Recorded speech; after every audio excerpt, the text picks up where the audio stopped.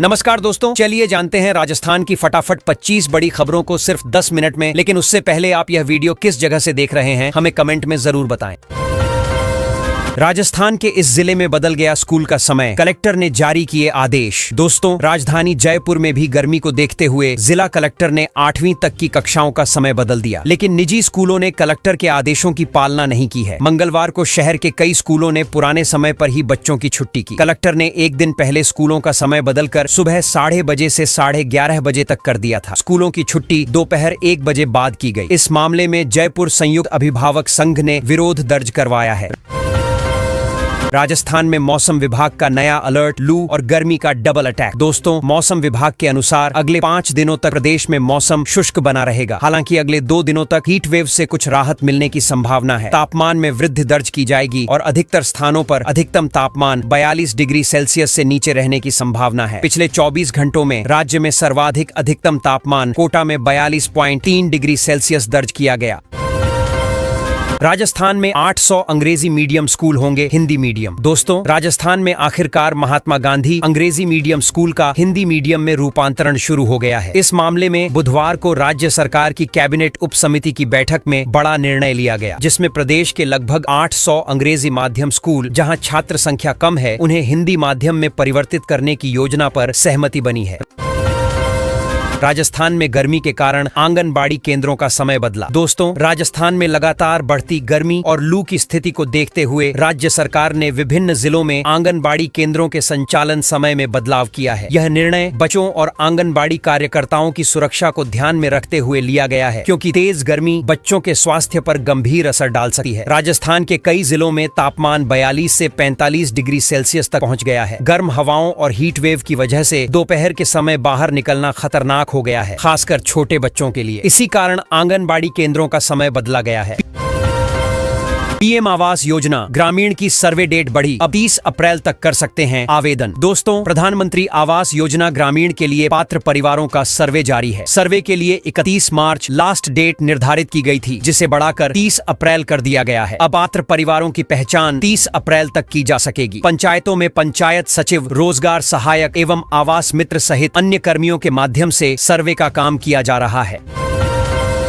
राजस्थान में स्कूलों के लिए जारी की एडवाइजरी। दोस्तों, राजस्थान में अप्रैल महीने के अंत तक तापमान 45 डिग्री सेल्सियस तक पहुंच गया है। ऐसे में राज्य सरकार और शिक्षा विभाग ने छात्रों की सुरक्षा को ध्यान में रखते हुए स्कूलों के संचालन को लेकर कई महत्वपूर्ण फैसले लिए हैं। ये निर्देश सरकारी और निजी दोनों प्रकार के स्कूलों पर लागू हैं। राजस्थान में इस समय लू की स्थिति बनी हुई है। सुबह 10 बजे के बाद धूप काफी तेज हो जाती है, जिससे बच्चों के बीमार होने की आशंका रहती है। खासकर छोटे बच्चों पर इसका प्रभाव ज्यादा होता है। राशन कार्ड को लेकर केंद्र सरकार ने जारी किया नया नोटिफिकेशन, उपभोक्ताओं को मिली खुशखबरी। दोस्तों, सरकार ने राशन कार्ड को आधार से लिंक करने की समय सीमा 3 महीने बढ़ाकर 30 जून कर दी है। अब तक आधार सीडिंग नहीं कराने वालों के राशन कार्ड से नाम कट जाएगा। आधार सीडिंग निःशुल्क है और इसे किसी भी लक्षित जन वितरण प्रणाली विक्रेता की दुकान पर कराया जा सकता है। इससे पूर्व 31 मार्च तक आधार सीडिंग कराने की तिथि निर्धारित की गई थी। राजस्थान के इस जिले से गुजरेगा 6 लेन एक्सप्रेसवे। हरियाणा, पंजाब और गुजरात से होगी सीधी कनेक्टिविटी। दोस्तों, राजस्थान में लगातार एक्सप्रेसवे का जाल बिछता जा रहा है। भारतमाला योजना के तहत अमृतसर जामनगर एक्सप्रेसवे से राजस्थान का चूरू जिला भी जोड़ने की तैयारी है। यह प्रदेश के 6 जिलों से होकर गुजरेगा। जानकारी के अनुसार अमृतसर जामनगर एक्सप्रेसवे राजस्थान में चूरू जिले के अलावा जोधपुर, हनुमानगढ़, बीकानेर, बाड़मेर और जालौर जिले से होकर गुजरेगा। माना जा रहा है कि साल के अंत में एक्सप्रेसवे का काम पूरा कर लिया जाएगा।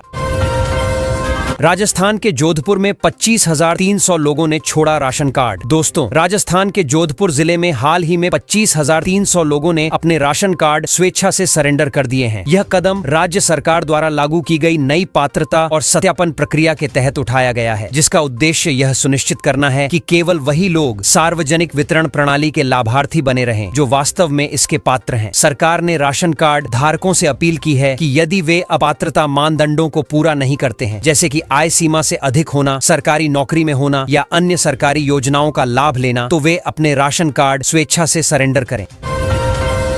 भरतपुर में चला नगर निगम का बुलडोजर, 80 फीट रोड तक हटाया अतिक्रमण। दोस्तों, भरतपुर शहर में नगर निगम की ओर से अतिक्रमण हटाने की कार्रवाई की जा रही है, जिसे लेकर कुछ लोगों ने मामूली विरोध भी किया। रेड क्रॉस से लेकर गोवर्धन गेट तक प्रशासन द्वारा अतिक्रमण तोड़ने की कार्रवाई की जा रही है। इस दौरान नगर निगम ने पहले 100 फीट रोड के लिए लाल निशान लगाए थे, जिसके बाद अब नगर निगम ने व्यापारियों की अनुरोध पर 80 फीट रोड पर अतिक्रमण करने की कार्रवाई कर रहा है। राजस्थान के हर घर में लगेगा फ्री स्मार्ट मीटर, बिजली होगी सस्ती। दोस्तों, राजस्थान सरकार प्रदेश के उपभोक्ताओं को बिजली सस्ती देने की पहल कर रही है, जिसके बाद उपभोक्ताओं को 15 पैसे सस्ती बिजली मिल सकेगी। इसका लाभ प्रदेश के हर घर, ऑफिस, दुकान और फैक्ट्री वालों को मिलेगा। सरकार ने करीब 1,43,00,000 कनेक्शन धारियों के यहाँ स्मार्ट मीटर लगाने का प्रावधान किया है। राजस्थान में अब स्मार्ट मीटर को बिजली मित्र ऐप से कनेक्ट किया जाएगा, जिसके बाद मीटर में प्रीपेड यानी पहले पैसा फिर बिजली का ऑप्शन चुनने पर 15 पैसे प्रति यूनिट बिजली डिस्काउंट मिलेगा।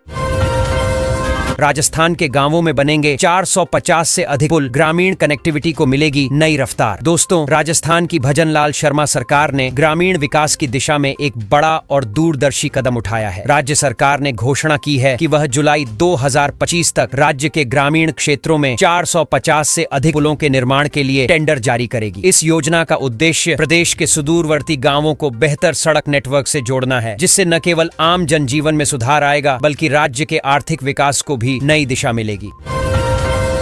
राजस्थान में 51 किलोमीटर की 2 रेल लाइन मंजूर, करोड़ों की लागत से बिछेगी पटरियां। दोस्तों, राजस्थान के लोगों के लंबे वक्त का इंतजार अब खत्म होने वाला है। रेलवे मंत्रालय की ओर से प्रदेश के जिले की 2 रेलवे लाइनों को आधिकारिक रूप से स्वीकृति मिल गई थी। ये 2 रेलवे लाइनों में मेड़ता पुष्कर और मेड़ता रास लाइन का निर्माण होना है। दोनों रेल परियोजनाएं स्वचालित सुरक्षा प्रणाली से लैस होंगी। मेड़ता से रास के बीच 51.4 किलोमीटर लाइन परियोजना पर 947 करोड़ रुपए खर्च होने का अनुमान है।